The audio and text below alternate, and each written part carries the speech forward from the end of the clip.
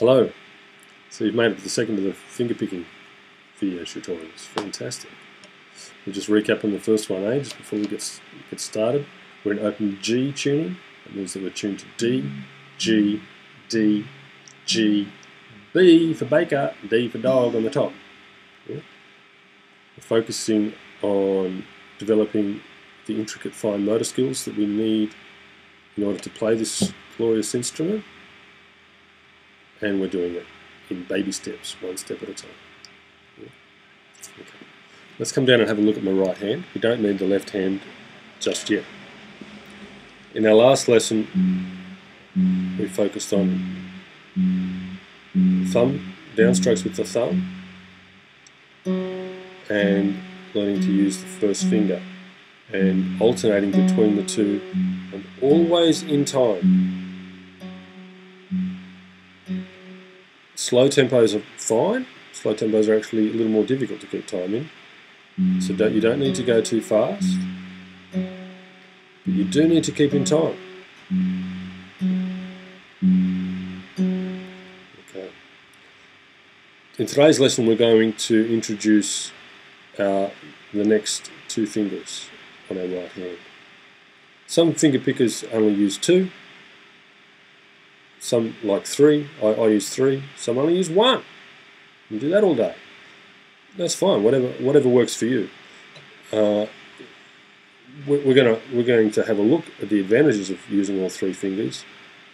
But if you find that you don't need them, then that's down to you. And plenty of fine guitar players don't use the third finger.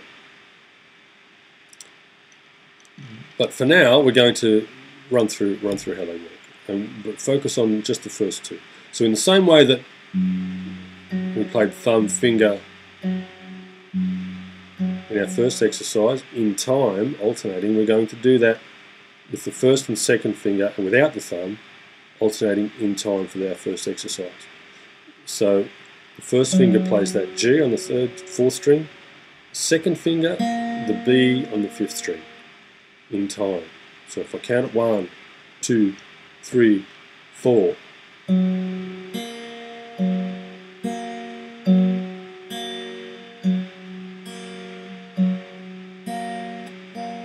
There you go, I missed one. That's the idea. Alternate between the two.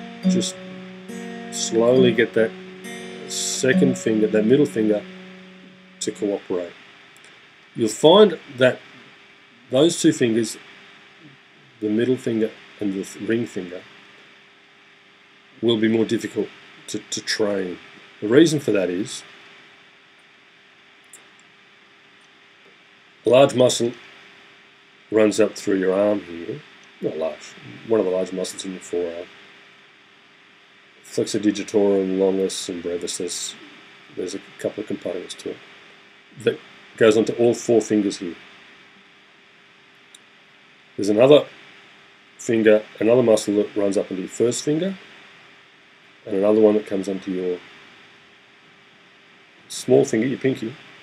But those two fingers in the middle don't have individual muscles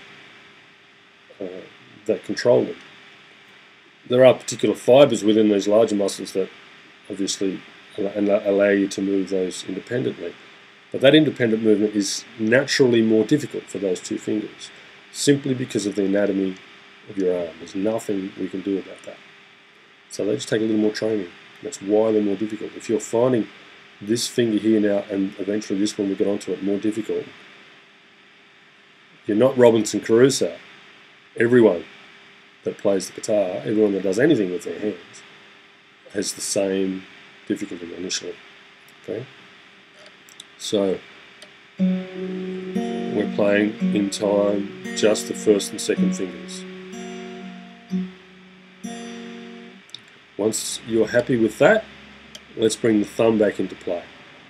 And we're going to play another exercise again in time and in 4/4. So we're going to go thumb, first finger, second finger, first finger.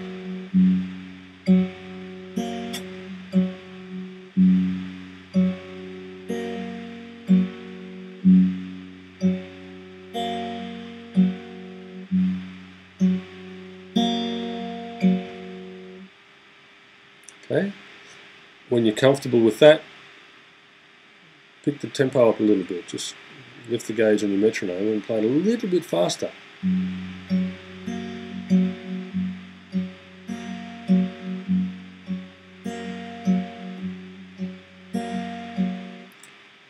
If you find that you're making too many mistakes at that tempo, back off again.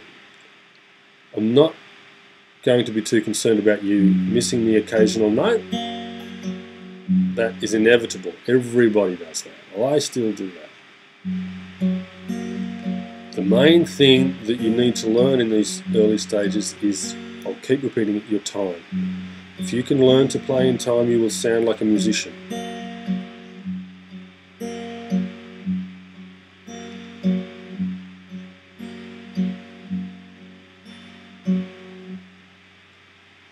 Okay, if occasionally you hit the wrong string up there, that's okay.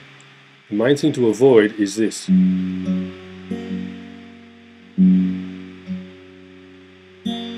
Where's that thumb go again? There it is.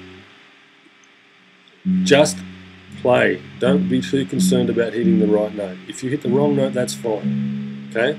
Just get the thumb down in time. Eventually, you will find the right one. As well as your fine motor skills, there are what we call locomotor skills, or location.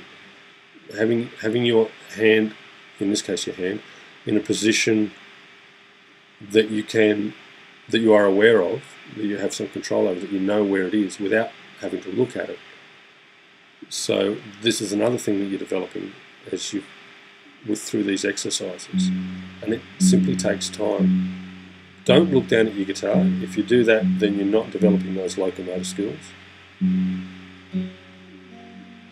Every time that you hit a right note, you register in your brain that you've done something right. Okay, when you hit a wrong note, you've registered that there's something wrong there. That's good. That's what you want to do. Your brain needs to differentiate between the right ones and the wrong ones. If you're relying on looking at your instrument to get that, you won't build those links in the neurons in your brain, your neuromuscular setup.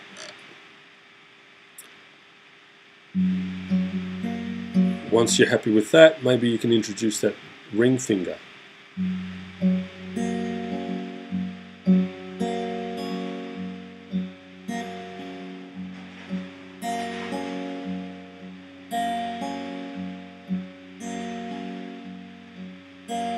Again, slow and even tempo and in time always.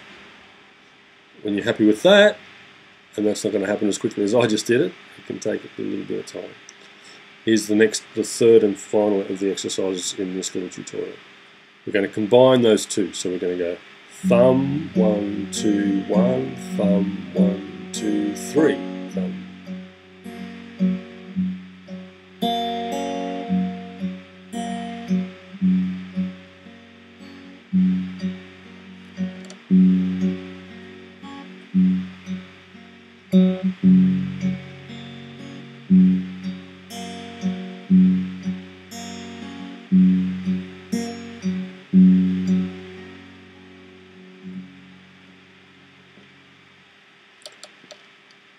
So just notice a couple of things in that too. You'll notice that when I was playing the note with my thumb, I was hitting it stronger and harder and louder than the other notes. We'll cover that partly in the theory modules on the learnguitaryourself.com.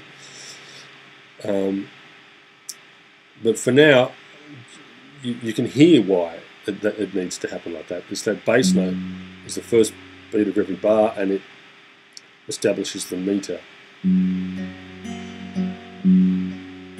to make this exercise as musical as possible.